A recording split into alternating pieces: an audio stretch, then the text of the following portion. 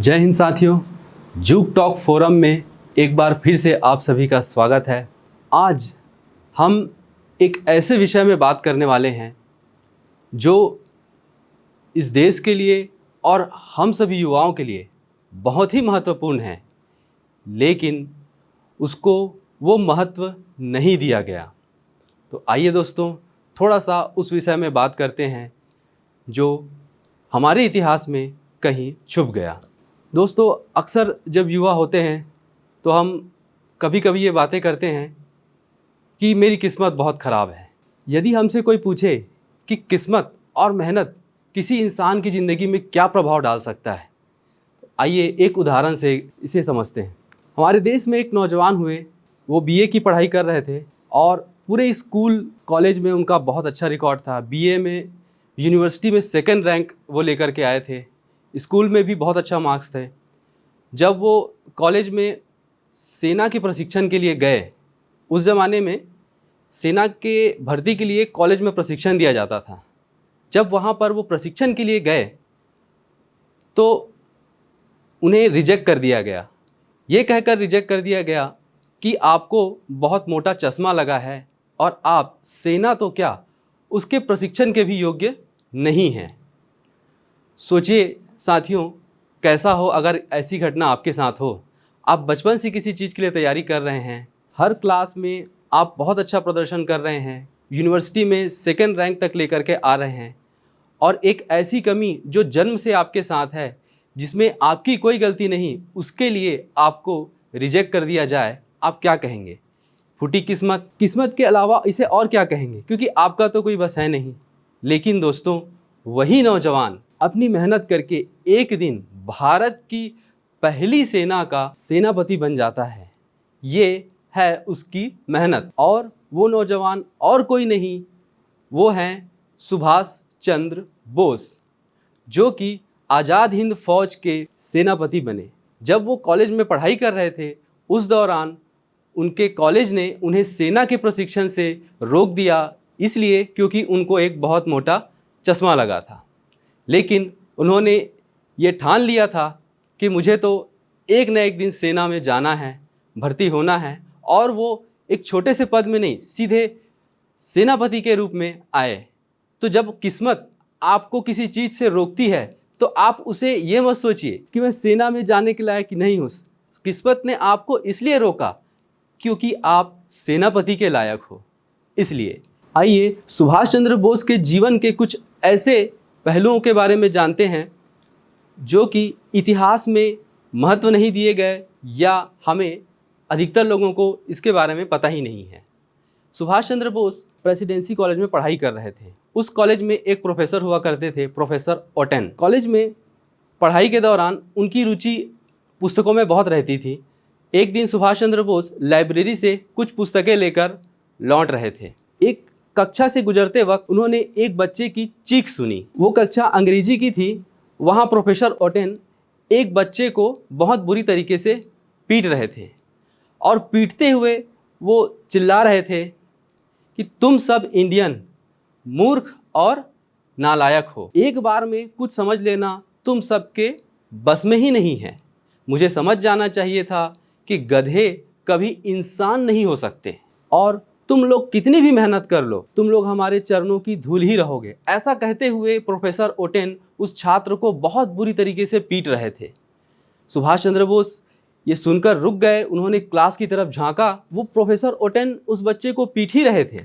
ओटेन कह रहे थे कि जैसे जानवरों को सुधारा जाता है लाठी से मार के, वैसे ही तुम लोग भी सुधरोगे। और अंतिम शब्द ओटेन के थे, यू ब्लडी इंडियन। ये शब्द सुनते ही सुभाष चंद्र बोस के तन बदन में आग लग गई, और वो तेजी से उस कक्षा की ओर घुसे और प्रोफेसर ओटेन का हाथ उन्होंने जोर से पकड़ लिया। सुभाष चंद्र बोस बोले, ये आप क्या कर रहे हैं? आप इसे ऐसे नहीं मार सकते। आप छात्र से माफ़ी मांगिए। अचानक से सुभाष चंद्र बोस के इस कदम से प्रोफेसर ओटेन सकपका गए। उन्होंने कभी ये सोचा नहीं था कि इस कॉलेज का कोई बच्चा मेरा हाथ भी पकड़ सकता है। प्रोफेसर ओटेन सुभाष चंद्र बोस के ऊपर चिल्ला पड़े, तुम ऐसा नहीं कर सकते, मेरा हाथ छोड़ो। और अपनी भलाई चाहते हो तो चुपचाप यहाँ से निकल जाओ। सुभाष चंद्र बोस टस से मस नहीं हुए। उन्होंने कहा, नहीं, आपको पहले इस छात्र से माफ़ी मांगनी पड़ेगी, तभी मैं यहाँ से जाऊँगा। प्रोफेसर ओटन ने कहा, इसका परिणाम जानते हो, मैं तुम्हें कॉलेज से बाहर निकलवा दूंगा। और प्रोफेसर ओटन सुभाष चंद्र बोस से हाथ छुड़ाने का प्रयास करने लगे। सुभाष चंद्र बोस से वो हाथ नहीं छुड़ा पा रहे थे। प्रोफेसर ओटन एक बहुत बलवान 6.25 फीट के हट्टे कट्टे एक अंग्रेज थे और सुभाष चंद्र बोस एक साधारण कदकाठी के भारतीय। फिर भी वो अपना हाथ नहीं छुड़ा पा रहे थे। ऐसा लग रहा था कि पहली बार किसी अंग्रेजी भेड़िए का सामना भारतीय शेर से हुआ है। ये देखकर कक्षा के सारे बच्चे उत्साहित हो गए और वो ताली बजाने लगे। प्रोफेसर ओटन इस अपमान को नहीं सह सका और वह छड़ी फेंक कर सुभाष से बोला कि इसका परिणाम बहुत बुरा होगा। सुभाष चंद्र बोस भी थोड़ी सी पकड़ ढीली किए और प्रोफेसर ओटन हाथ छुड़ाकर वहाँ से चले गए। प्रोफेसर ओटन वहाँ से जाते ही सीधे प्रिंसिपल के कक्ष में गए। प्रिंसिपल जेम्स से उन्होंने सुभाष चंद्र बोस की शिकायत की, घटना को बहुत बढ़ा चढ़ाकर बताया। कॉलेज प्रशासन सुभाष चंद्र बोस से बहुत नाराज़ हुआ और उन्होंने सुभाष चंद्र बोस को अल्टीमेटम दिया कि आप प्रोफेसर ओटन से माफ़ी मांगिए और ये लिखित में आश्वासन दीजिए कि आप दोबारा कोई ऐसी गलती नहीं करेंगे। सुभाष चंद्र बोस ने बहुत ही दृढ़ स्वर में कहा, अन्याय के आगे झुकना मुझे स्वीकार ही नहीं। मैंने कोई गलती नहीं की है, इसलिए माफ़ी मांगने का तो कोई प्रश्न नहीं उठता। आप जो चाहें कार्रवाई कर सकते हैं। और इसके बाद कॉलेज प्रशासन ने सुभाष चंद्र बोस को 1 महीने के लिए रस्टिकेट कर दिया।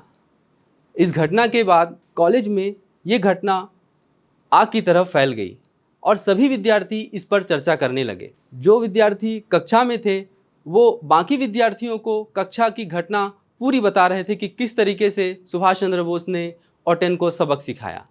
लेकिन जब उन्हें पता चला कि सुभाष चंद्र बोस को 1 महीने के लिए कॉलेज से निकाल दिया गया है तो सभी छात्रों ने यह फैसला किया कि हम कॉलेज प्रशासन के तुगलकी फरमान का विरोध करेंगे और हम सब हड़ताल में जाएंगे। पूरे कॉलेज में हड़ताल हुई। छात्र 3 दिन तक हड़ताल में रहे। कॉलेज प्रशासन ने पूरी कोशिश की कि किसी भी तरीके से इस हड़ताल को बंद किया जाए। सबसे पहले उन्हें डराया, फिर धमकाया, फिर लालच दिया कि आप हमारे साथ मिल जाइए, हम आपको अच्छे नंबरों से पास कर देंगे, बाद में नौकरी दे देंगे। कोई भी छात्र टस से मस नहीं हुआ। सभी छात्रों पर भारी जुर्माना लगा दिया गया। फिर सुभाष चंद्र बोस को लालच दिया गया। सुभाष चंद्र बोस बोले, माफ़ी का तो कोई प्रश्न ही नहीं उठता और पीछे जाने का तो कोई प्रश्न ही नहीं उठता। मैं तो न्याय और सत्य के मार्ग पर हूँ, इसीलिए पीछे हटने का तो कोई प्रश्न ही नहीं है। घटना बहुत बढ़ चुकी थी। अब ये बात सिर्फ कॉलेज तक सीमित नहीं थी, यह बात अंग्रेजी शासन तक भी पहुँच चुकी थी। और शासन को जब ये बात पता चली तब उन्हें ये एहसास हुआ कि अगर ये घटना जल्दी से दबाई नहीं गई तो हो सकता है पूरे देश में ये एक बहुत बड़ा रूप ले ले। इस बात को समझते हुए प्रशासन ने कॉलेज प्रिंसिपल और प्रोफेसर ओटन को बहुत फटकार लगाई और प्रोफेसर ओटन को ये आदेश दिया कि आप माफ़ी मांगिए। प्रोफेसर ओटन ने माफ़ी मांगी। सुभाष चंद्र बोस का रस्टिकेशन कैंसिल हुआ। उन्हें वापस से कॉलेज में बुलाया गया। कॉलेज के सभी विद्यार्थी बहुत खुश हुए। सुभाष चंद्र बोस जी ने कहा कि यह मेरी नहीं, यह सत्य और न्याय की जीत है और इससे यह साबित होता है कि ईश्वर इस लड़ाई में सदैव हमारे साथ था। यह घटना घटने के कुछ दिन बाद ही प्रोफेसर ओटन फिर भी नहीं सुधरा। फिर उसने ऐसी ही घटना एक कक्षा में की। फिर एक छात्र को बहुत बुरी तरीके से मारा। सुभाष चंद्र बोस फिर इस घटना से बहुत नाराज़ हुए और उन्होंने इस बार प्रोफेसर ओटन को कॉलेज के बाहर पकड़कर बहुत मारा। प्रोफेसर ओटन थे तो बहुत लंबे चौड़े हट्टे कट्टे, लेकिन वो सुभाष चंद्र बोस की फुर्ती के सामने कुछ नहीं कर पाए और ज़मीन में धराशायी हो गए। इस घटना से नाराज़ होकर कॉलेज प्रशासन ने सुभाष चंद्र बोस को हमेशा के लिए कॉलेज से निकाल दिया गया और उस पर प्रतिबंध लगा दिया गया। सुभाष चंद्र बोस के घर वाले इस घटना से बहुत नाराज़ हुए और उनको जैसे तैसे किसी दूसरे कॉलेज में एडमिशन कराया गया। कॉलेज की इस घटना को सुनकर सुभाष चंद्र बोस के पिताजी बहुत दुखी हुए। वो चाहते थे कि सुभाष चंद्र बोस आईसीएस की परीक्षा पास करे और एक अच्छी सरकारी नौकरी करे, लेकिन सुभाष चंद्र बोस कुछ और ही चाहते थे। वो चाहते थे एमए करें और समाज की सेवा करें। इस बात पर सुभाष चंद्र बोस और उनके पिताजी में मतभेद हो गया। पिताजी ने कहा, सुभाष, अगर तुम कुछ कर सकते हो तो आईसीएस की परीक्षा पास करके दिखाओ। सुभाष ने कहा, नहीं, मुझे देश की सेवा करनी है। पिताजी बहुत नाराज हुए। उन्होंने कहा कि तुम कुछ नहीं कर सकते, इसलिए देशभक्ति का बहाना कर रहे हो और अपने कर्तव्यों से भाग रहे हो। सुभाष चंद्र बोस ने पिताजी की इस बात को गंभीरता से लिया और उन्होंने पिताजी का चैलेंज स्वीकार किया और इसके बाद सुभाष चंद्र बोस कैम्ब्रिज चले गए। वहाँ पर एडमिशन लिया आईसीएस की परीक्षा देने के लिए। लेकिन यहाँ भी उनकी राह आसान नहीं थी, क्योंकि उनके पास केवल 8 महीने थे। एक ही प्रयास था और उन्हें आईसीएस पास करना था। उन्होंने जैसे तैसे आईसीएस की परीक्षा दी। जब परिणाम आए तो देखा कि सुभाष चंद्र बोस सिर्फ पास ही नहीं हुए, बल्कि आईसीएस की पूरी परीक्षा में चतुर्थ स्थान लेकर के आए। 4th रैंक उन्होंने हासिल किया। उस समय आईसीएस की परीक्षा में भारत के साथ साथ और देशों के लोग भी बैठा करते थे, जहां पर अंग्रेजों का राज चलता था। इसलिए यह परीक्षा बहुत कठिन मानी जाती थी। लेकिन केवल 8 महीने की तैयारी में प्रथम प्रयास में सुभाष चंद्र बोस 4th रैंक लेकर आए। सुभाष चंद्र बोस का सिर्फ यही नहीं, इसके अलावा भी अंग्रेजी का जो विषय था आईसीएस में, उसमें सुभाष चंद्र बोस के सबसे ज़्यादा नंबर थे। इस बात से अंग्रेज सबसे ज़्यादा हैरान हुए कि ये कैसे हो सकता है कि एक भारतीय का नंबर अंग्रेज़ों से ज़्यादा कैसे हो सकता है।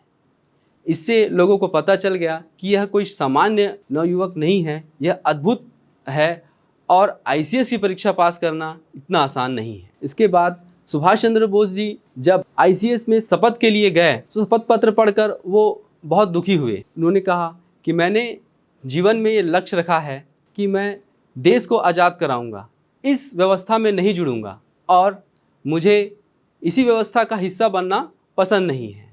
इसलिए सुभाष चंद्र बोस ने आईसीएस से त्यागपत्र दे दिया और भारत लौट आए। इस घटना से उसके परिवार वाले बहुत दुखी हुए, लेकिन देश के देशभक्त बहुत खुश हुए कि देश को एक नया नेतृत्व मिलने वाला है। जब सुभाष चंद्र बोस भारत आए, भारत आकर के उन्होंने अपनी योजना स्पष्ट कर दी कि हमें अंग्रेज़ों का साथ नहीं देना है, हमें अंग्रेज़ों को इस देश से भगाना है। सुभाष चंद्र बोस को बहुत अच्छे से पता था कि प्रथम विश्व युद्ध के बाद द्वितीय विश्व युद्ध भी होगा, क्योंकि प्रथम विश्व युद्ध की जो संधि है वो ज़्यादा समय तक नहीं टिकने वाली। सुभाष चंद्र बोस जी ये चाहते थे कि जो गलती हमने प्रथम विश्व युद्ध के समय की वो हम द्वितीय विश्व युद्ध के समय ना करें। प्रथम विश्व युद्ध के समय भारत के 13 लाख सैनिकों ने अंग्रेज़ों की तरफ से भाग लिया था और उसमें 74,000 से भी ज़्यादा सैनिक वीरगति को प्राप्त हुए। न सिर्फ सैनिक बल्कि हमारे देश से कपड़ा, गेहूं, खाने का सामान सब कुछ अंग्रेज विश्व युद्ध के लिए लेकर के गए। सुभाष चंद्र बोस को ये अच्छे से पता था कि बिना भारतीय सैनिकों के अंग्रेज कभी भी विश्व युद्ध नहीं जीत पाएंगे। इसलिए उन्होंने सबको यही कहना चालू किया कि द्वितीय विश्व युद्ध होने वाला है और हमें अंग्रेज़ों के सामने यह शर्त रखनी चाहिए कि हम द्वितीय विश्व युद्ध में भाग नहीं लेंगे। अगर भारत को विश्व युद्ध में भाग लेना है तो पहले अंग्रेज़ों से एक समझौता हो, अंग्रेज़ों के सामने एक शर्त रखी जाए कि पहले अंग्रेज भारत छोड़े, फिर भारतीय सेना द्वितीय विश्व युद्ध में भाग लेगी। सुभाष चंद्र बोस की इस बात को सुनकर अंग्रेज़ों के पैरों के तले जमीन खिसक गई। उनको समझ में आ गया कि यह व्यक्ति अंग्रेजी शासन का सबसे बड़ा दुश्मन हो सकता है।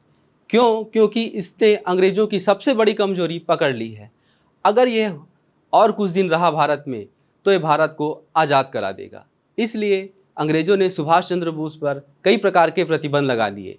उन्हें भारत से दूर रखने की पूरी कोशिश की गई। कई बार उन्हें देश निकाला दिया गया, लेकिन जब अंत में सुभाष चंद्र बोस भारत आए तो उन्हें गिरफ्तार कर लिया गया। जैसे तैसे सुभाष चंद्र बोस जेल से छूटे तो उन्हें घर में नजरबंद कर दिया गया। सुभाष चंद्र बोस लगातार इस बात के लिए प्रयास करते रहे, द्वितीय विश्व युद्ध ही सबसे बड़ा मौका है भारत को आज़ाद कराने का। लेकिन उन्हें आश्चर्य हुआ कि उस समय के जितने भी नेतृत्व था, जो भी नेता थे, वो सुभाष चंद्र बोस की इस विचारधारा से सहमत नहीं थे और वो लोग ही सुभाष चंद्र बोस का विरोध करने लगे। विरोध तक तो बात ठीक थी, लेकिन सुभाष चंद्र बोस के खिलाफ षड्यंत्र भी होने लगे, जिससे दुखी होकर सुभाष चंद्र बोस जी ने भारत से बाहर जाकर विदेश में सेना बनाने का निर्णय लिया और किसी तरीके से वो भारत से निकलकर काबुल के रास्ते पहले इटली फिर जर्मनी गए। वहाँ पर जाकर के हिटलर से बात की, लेकिन हिटलर से भी बात करना इतना आसान नहीं था। सुभाष चंद्र बोस जी ने अपनी बातें स्पष्ट रूप से हिटलर के सामने रखी कि आप अंग्रेज़ों को भारत से भगाने में आप हमारी मदद करिए। हिटलर ने कहा कि मैं क्यों मदद करूं, क्योंकि अंग्रेज़ तो भारत को सिविलाइज करने आए हैं। और यही बातें उसने मैन काम्प में भी लिखी। हिटलर ने एक किताब लिखी मैन काम्प, उसमें उन्होंने भारत के बारे में बहुत ही उल्टा सीधा लिखा। सुभाष चंद्र बोस को जब ये पता चला तब सुभाष चंद्र बोस ने इसका विरोध किया। नहीं, आपने गलत लिखा, आपको भारत के बारे में जानकारी नहीं है, आपको अपनी विचारधारा बदलनी चाहिए और किताब भी बदलनी चाहिए। हिटलर ने सुभाष चंद्र बोस की बात मान ली और उन्होंने अपने बुक में बहुत परिवर्तन भी किए और सुभाष चंद्र बोस का साथ देने के लिए तैयार भी हो गए। हिटलर ने सुभाष चंद्र बोस को एक पनडुब्बी दी, जिसके माध्यम से उन्हें जापान जाना था। पनडुब्बी में भी सफ़र करना इतना आसान नहीं होता। 2 दिन भी कोई बिना प्रशिक्षण के पनडुब्बी में नहीं रह सकता, लेकिन सुभाष चंद्र बोस जी को पूरा 2 महीना रहना था। खाने का भी कोई वहाँ पर साधन नहीं था, केवल चावल और आलू खा कर के वो 2 महीने तक जिंदा रहे। जब जर्मनी की शिप समुद्र में जा रही थी, एक तरफ से जापान की शिप समुद्र में आई। जब दोनों शिप एक दूसरे के पास आए तो दोनों एक साथ समुद्र से ऊपर उठे, ऊपरी सतह पर आए। जब दोनों पनडुब्बी एक साथ ऊपरी सतह पर आए तो समुद्र में बहुत बड़ी बड़ी लहरें उठने लगी। उसको देखकर जर्मनी के कैप्टन बोले, सुभाष, आपका आगे जाना संभव नहीं है, आपको वापस ही जाना पड़ेगा। सुभाष बोले, कैप्टन, मैं यहाँ तक वापस जाने के लिए नहीं आया हूँ, मैं आगे जाऊँगा। सुभाष चंद्र बोस ने एक छोटी सी रबड़ की नाव ली और उन लहरों के बीच वो छोटी सी नाव लेकर निकल गए। कैप्टन दूर से देख रहे थे। कई बार लहरें उनकी नाव के ऊपर पूरी की पूरी गिर जाती थी और उनका नाव दिखना बंद हो जाता था। कैप्टन ने अपने आंखों पर हाथ रख लिया, ये क्या हुआ? फिर देखते कि सुभाष चंद्र बोस जैसे तैसे करके नाव से जापान के शिप तक पहुंच गए। जब सुभाष चंद्र बोस जापान पहुंचे तब वहां पर रास बिहारी बोस और बहुत सारे लोग उनका वहां इंतजार कर रहे थे। रास बिहारी बोस ने वहां पर आज़ाद हिंद फौज का गठन कर लिया था, लेकिन आज़ाद हिंद फौज को कोई रिकग्निशन नहीं था, किसी देश ने मान्यता नहीं दी थी। 21 अक्टूबर 1943 को सुभाष चंद्र बोस ने अर्ज़े हुकूमत आज़ाद हिंद सरकार की स्थापना की। इस सरकार के वो स्वयं प्रधानमंत्री, राष्ट्रपति और युद्ध मंत्री बने। आज़ाद हिंद फौज के वो सेनापति बने, commandant in chief. Azad Hind फौज के सेनापति बनते ही उन्होंने आज़ाद हिंद सरकार और सेना को 9 देशों से मान्यता दिलवाई, जिसमें इटली, जर्मनी, जापान और रूस जैसे बड़े बड़े देश थे। सुभाष चंद्र बोस यही नहीं रुके, उन्होंने आज़ाद हिंद फौज में महिलाओं की भी भर्ती की। विश्व में पहली बार ऐसा हो रहा था कि सेना में महिलाओं की भर्ती हो रही थी। उन्होंने जापान से कहा कि महिलाओं को प्रशिक्षण देने के लिए आप जगह दीजिए, लेकिन जापान ने मना कर दिया। फिर भी सुभाष चंद्र बोस जी ने रानी लक्ष्मी ब्रिगेड की स्थापना की और आज़ाद हिंद फौज के साथ साथ उन्होंने आज़ाद हिंद सरकार, आज़ाद हिंद बैंक बनाया। लोगों को प्रेरित किया कि वो आज़ाद हिंद फौज के लिए लड़ें। उन्होंने नारा दिया, तुम मुझे खून दो, मैं तुम्हें आज़ादी दूंगा। आज़ाद हिंद फौज के लिए बंशीधर शुक्ल ने एक गीत लिखा। इस गीत ने सेना के लोगों में जोश भर दिया। यह गीत था, कदम कदम बढ़ाए जा, खुशी के गीत गाए जा, ये जिंदगी है कौम की, तो कौम पे लुटाए जा। इस गीत की अगली पंक्तियां सुनिए। पंक्तियों को सुनकर अंदाज़ा लगाइए कि अंग्रेज इस गीत से कितना डर गए होंगे। गीत की अगली पंक्तियां हैं, तू शेर हिंद आगे बढ़, मरने से फिर कभी न डर। आगे की लाइन है, उड़ा के दुश्मनों का शर, जो से वतन बढ़ाएगा। इतना वीर रस से भरा हुआ ऐसा गीत सुनकर सभी जवान जोश में आ गए और अंग्रेज बिल्कुल डर गए कि भाई अब सुभाष चंद्र बोस को रोक पाना बहुत ही मुश्किल है। इसके साथ ही सुभाष चंद्र बोस ने भारत के लोगों से अपील की कि आप सब दिल्ली चलिए, अब समय आ गया है अंग्रेज सरकार को उखाड़ के फेंकने का। उन्होंने एक और नारा दिया, दिल्ली चलो। इसके साथ एक और गीत जुड़ा, हम दिल्ली दिल्ली जाएंगे, हम अपना हिंद बनाएंगे।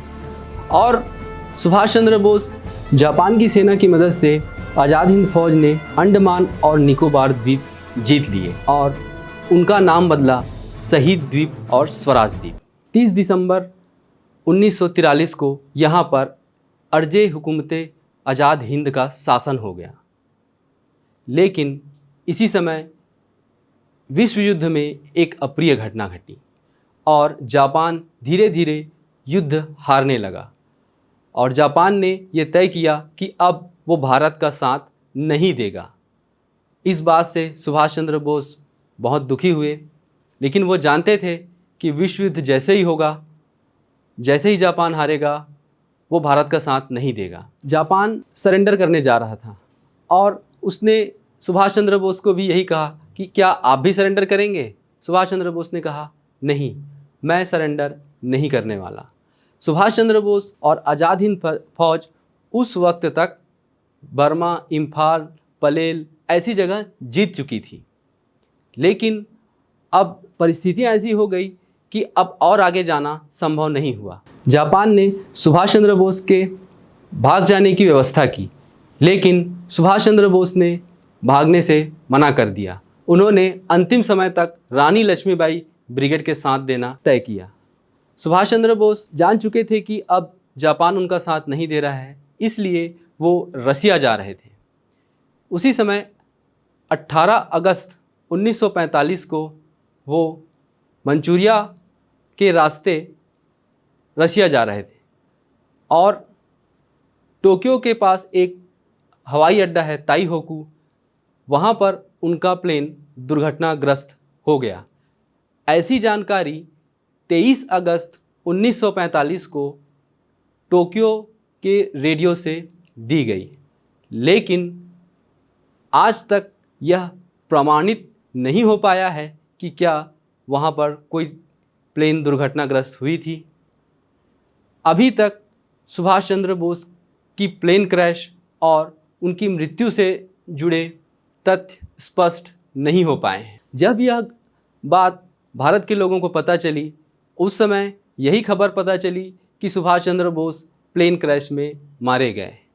इस घटना से भारतीयों में आक्रोश और बढ़ गया। सुभाष चंद्र बोस एक आईसीएस थे, उनके साथ और भी कई उनके बैचमेट्स थे जो आईसीएस की परीक्षा दे रहे थे और वो सरकार में नौकरी भी कर रहे थे। जब अकेले सुभाष चंद्र बोस अंग्रेज़ों को हरा सकते हैं, बर्मा, इम्फाल, पलेल जैसी जगहों पर जीत सकते हैं, अंडमान निकोबार द्वीप समूह पर अपना झंडा फहरा सकते हैं, तो भारत के जितने भी लोग थे, जवान, उनके साथी, वो सब सोचने लगे कि अगर हम सब सुभाष चंद्र बोस का साथ दें तो बहुत कुछ हो सकता है।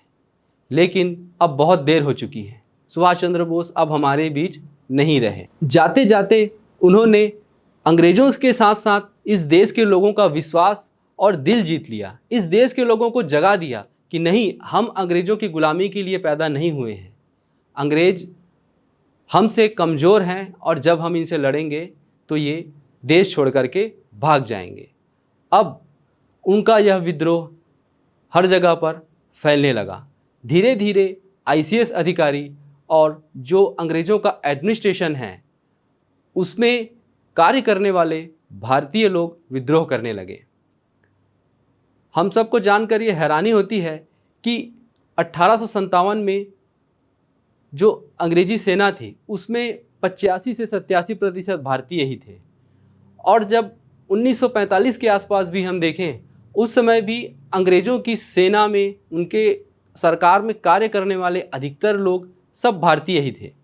उन्हीं के भरोसे अंग्रेजी सरकार चल रही थी, लेकिन जो कार्य करने वाले लोग थे अब वो समझ चुके थे कि नहीं, हमें सुभाष चंद्र बोस के दिखाए हुए मार्ग पर चलना है। इसी क्रम में रॉयल इंडियन नेवी, जो कि अंग्रेज़ों के अंतर्गत कार्य कर रही थी, उन्होंने विद्रोह कर दिया।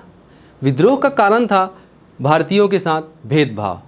प्रमोशन में, सैलरी में, हर चीज़ में भारतीयों के साथ बहुत भेदभाव होते थे। इस कारण 18 फरवरी सन 1946 को रॉयल इंडियन नेवी के 78 जहाज और 20,000 मल्लाहों ने अंग्रेज़ों के खिलाफ विद्रोह कर दिया। उन्होंने अंग्रेज़ों का झंडा उखाड़ करके फेंक दिया और अपने आप को इंडियन नेशनल नेवी कहने लगे। इस बात से अंग्रेज बहुत डर गए और ये समझ गए कि अब भारत में शासन करना संभव नहीं है। उनकी सुरक्षा के लिए और हर कार्य के लिए उन्होंने भारतीयों को ही चुना है। और अब जो भारत के लोग हैं वो अंग्रेज़ों की बात मानने से मना कर रहे हैं। और कई बार तो ऐसा हुआ कि कई भारतीय सैनिक अब सीधे अंग्रेज़ों के खिलाफ बगावत करके उन्हें देश से भगाने की बात करने लगे। इससे डरकर अंग्रेज़ों ने भारत को आज़ाद करने का निर्णय लिया और वो कहने लगे कि अब हम भारत को छोड़कर जाने वाले हैं। 15 अगस्त 1947 को भारत आज़ाद हो गया। इंडियन इंडिपेंडेंस एक्ट भारत में पारित हुआ। जो दस्तखत करने वाले व्यक्ति थे वो थे क्लीमेंट एटली, उस वक्त के प्रधानमंत्री। उन्होंने इंडियन इंडिपेंडेंस एक्ट में दस्तखत करके ये निर्णय लिया कि 15 अगस्त 1947 को अब भारत आज़ाद हो गया। क्लीमेंट एटली 1956 में वापस भारत आए और राजकीय मेहमान रहे। उस वक्त जस्टिस पीवी चक्रवर्ती ने उनका एक इंटरव्यू लिया। उस इंटरव्यू में जस्टिस पीवी चक्रवर्ती ने स्पष्ट रूप से उनसे प्रश्न किया कि भारत छोड़ो आंदोलन को अंग्रेज़ों ने बहुत बुरी तरीके से कुचल दिया था और उसके बाद भारत के अंदर अंग्रेज़ों के खिलाफ कोई बड़ा आंदोलन नहीं हो रहा था, सब चीज़ें अंग्रेज़ों के पक्ष में थी। तो फिर अचानक से ऐसा क्या हुआ कि आपको 1947 में भारत छोड़ करके जाना पड़ा? एटली ने कहा, because of Subhash Chandra Bose and INA। इसके कारण हमें भारत को छोड़ना पड़ा। क्यों? क्योंकि सुभाष चंद्र बोस की कार्रवाई से हमारा एडमिनिस्ट्रेशन पूरी तरीके से हमारे हाथ से जा चुका था और अब आगे इस देश में शासन करना संभव नहीं था। इसलिए हमें भारत को छोड़ करके जाना पड़ा। 18 फरवरी 1946 को इंडियन नेवी का विद्रोह उनके लिए सबसे घातक साबित हुआ और उसके बाद उन्होंने निर्णय लिया कि अब हम भारत में आगे राज नहीं कर सकते और वो भारत को छोड़कर चले गए। लेकिन जाते जाते भी वो भारत को कई समस्याएं दे गए, भारत को 2 टुकड़े में बांट गए, अपने कई प्रकार के कानून भारत में ही छोड़ करके चले गए। सुभाष चंद्र बोस ने हर मोर्चे पर अंग्रेज़ों को मात दी। जब वो कॉलेज में थे तो कॉलेज में रहते हुए कॉलेज प्रशासन को झुकाया, मतलब पानी में रहते हुए मगरमच्छ को हराया। उनकी नेतृत्व क्षमता से सभी परिचित थे। जब वो विदेश गए तो विदेश नीति से हिटलर जैसे नेता को अपने पक्ष में कर लिया। जर्मनी, जापान, रूस, ये तीनों देश आपस में लड़ रहे थे, लेकिन सब सुभाष चंद्र बोस का सहयोग कर रहे थे। सुभाष चंद्र बोस के कहने पर उस समय भी युद्ध रुक जाया करते थे और जर्मनी, जापान का सहयोग करता था। जब सुभाष चंद्र बोस सेना बनाई तो उन्होंने सेना में भी अंग्रेज़ों को मात दे दी और पलेल, इम्फाल, बर्मा, अंडमान निकोबार जैसे द्वीप जीत लिए। सुभाष चंद्र बोस ने हर मोर्चे पर अंग्रेज़ों को मात दी। जब वो कॉलेज में पढ़ाई कर रहे थे उस समय BA में 2nd रैंक यूनिवर्सिटी में लेकर के आए। उसके पश्चात प्रोफेसर ओटेन को सबक सिखाया, कॉलेज प्रशासन को अपने सामने झुकाया। ये सब घटना से अंग्रेज़ समझ चुके थे कि सुभाष चंद्र बोस कोई साधारण व्यक्ति नहीं है और पूरे भारत को भी मालूम चल चुका था सुभाष चंद्र बोस अद्भुत क्षमता के धनी हैं। जब वो विदेश गए तो हिटलर को अपने पक्ष में किया। जर्मनी, जापान, रूस जैसे देशों को अपनी बात मानने पर मजबूर किया। जब लड़ाई लड़ी तो सेना के माध्यम से अंग्रेज़ों को हराया। जब ICS की परीक्षा दी तो ICS में 4th रैंक लेकर के आए, अंग्रेजी में सबसे ज़्यादा अंक लेकर के आए। हर क्षेत्र में सुभाष चंद्र बोस ने अंग्रेज़ों को मात दी, जिसके कारण अंग्रेज़ों को भारत छोड़ करके जाना पड़ा। आज के युवाओं के लिए भी मैं यही कहना चाहूँगा कि सबसे बड़ा आदर्श हमारे सामने अगर कोई है तो वो सुभाष चंद्र बोस है। हम कई युवा हैं जो किसी परीक्षा की तैयारी कर रहे हैं, उनके लिए भी सुभाष चंद्र बोस सबसे बड़ा उदाहरण है कि किस प्रकार आप 8 महीने की तैयारी में एक परीक्षा में 4th रैंक ला सकते हैं। अगर आपको सेना ज्वाइन करना है तो भी उदाहरण है कि किस तरीके से एक सेना का वो कमांडेंट इन चीफ बने। नेता बनना है तो भी उदाहरण है कि किस तरीके से हम आज़ाद हिंद फौज का नेतृत्व करें। विदेश नीति में भी उदाहरण है कि हम किस तरीके से विश्व के साथ अपने संबंध रखें। हर रूप में सुभाष चंद्र बोस हम सब के लिए आदर्श हैं। हमें उनके जीवन से कुछ बातें सीखनी चाहिए और अगर हम चाहते हैं कि अपने व्यक्तित्व का विकास करें तो उनके जीवन से बहुत सी बातें हैं जो सीख सकते हैं।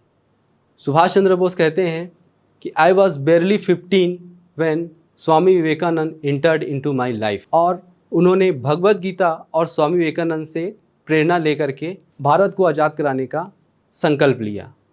सबसे पहली चीज़ कि हमें जीवन में लक्ष्य निर्धारित करना है, जैसे सुभाष चंद्र बोस ने किया। अपना गुरु निर्धारित करना है, जैसे सुभाष चंद्र बोस ने स्वामी विवेकानंद के आदर्शों में चल करके इस देश को आज़ाद कराने का लक्ष्य निर्धारित किया। दूसरा, कंसंट्रेशन, एकाग्रता। जिस काम को करते थे पूरी लगन से करते थे। जो भी परीक्षा दी हमेशा वो टॉपर रहे। बीए में, यूनिवर्सिटी में 2nd रैंक, आईसीएस में 4th रैंक। जो भी काम करते थे फुल कंसंट्रेशन के साथ। गलत चीज़ों को वो कभी बर्दाश्त नहीं कर सकते, चाहे वो खुद के साथ हो या अपने आसपास। कॉलेज में प्रोफेसर ओटेन को रोका। उसके बाद एक्सेप्ट द चैलेंज। कितना बड़ा भी चैलेंज हो हमें स्वीकार करना चाहिए। उनके पिता ने उन्हें चैलेंज दिया आईसीएस बनने का, उन्होंने स्वीकार किया। उसके पश्चात सेल्फ रिस्पेक्ट। आईसीएस में 4th रैंक लाने के बाद भी एक अंग्रेज़ों की बहुत बड़ी जॉब उन्हें ऑफ़र हुई, उसको वो त्याग दिए। क्योंकि वो अंग्रेज़ों की गुलामी नहीं स्वीकार करना चाहते थे। डिवोशन फॉर द वर्क, अपने लक्ष्य के लिए सब कुछ त्याग देना। उन्होंने अंग्रेज़ों की नौकरी छोड़ दी और वो भारत आ गए। भारत में उनके खिलाफ बहुत षड्यंत्र हुए, लेकिन किसी के प्रति भी उन्होंने ईर्ष्या द्वेष की भावना नहीं रखी। इसके बाद एक और गुण उनसे है, वीकनेस ऑफ द एनिमी। अपने दुश्मन की कमजोरी को पहले जानो और उस पर वार करो। ये गुण भी हमें उनसे सीखना चाहिए। इसके अलावा साहस, जिस साहस के साथ उन्होंने पूरे विश्व का सामना किया और समुद्र में एक छोटी सी नाव लेकर के वो लहरों के बीच निकल लिए और अपने लक्ष्य को हासिल किया। डोंट गिव अप, कभी भी हमें अंतिम समय तक गिव अप नहीं करना है, हमें छोड़ना नहीं है। जापान सरेंडर कर दिया, पूरी दुनिया सरेंडर कर दी, लेकिन सुभाष चंद्र बोस सरेंडर नहीं किए।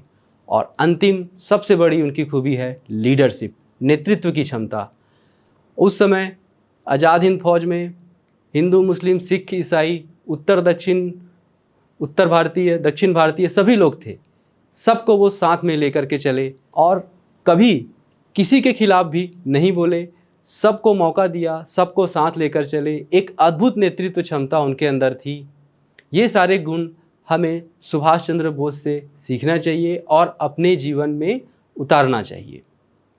इसके साथ ही मैं सुभाष चंद्र बोस के बारे में अंतिम में यही कहूँगा कि मुझे तो ये लगता है कि सुभाष चंद्र बोस जी चंद्रगुप्त मौर्य जितने बहादुर थे और चाणक्य जितने चतुर थे, हो सकता है कि वो उन दोनों के अवतार हों। इसी के साथ साथियों, मैं आज के इस वीडियो को यहीं पर समाप्त करता हूँ। आगे भी हम आपसे मिलते रहेंगे। आप अपने सुझाव ज़रूर दीजिए, उसके अनुसार हम कुछ परिवर्तन करेंगे और कुछ नए वीडियोस भी लेकर हम आप सबके सामने हाजिर होंगे।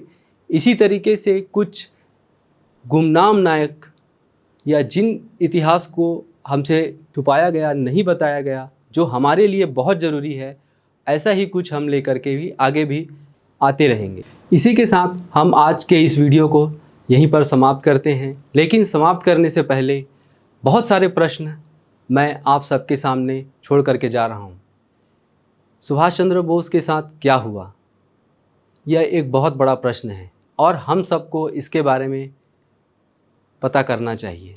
सुभाष चंद्र बोस का जीवन हमारे लिए बहुत ही प्रेरणादायी है, उनसे सीख लेना चाहिए और आगे भी हम ऐसे ही कुछ सच्ची घटनाएं जो कि बहुत ज़्यादा महत्व नहीं दी गई, ऐसी घटनाओं को लेकर हम सब आपके बीच हाजिर होते रहेंगे। Thank you juke talk forum और थैंक यू व्यूअर्स जो आप सब ने इतने धैर्य के साथ मुझे सुना। आप सबको बहुत बहुत धन्यवाद।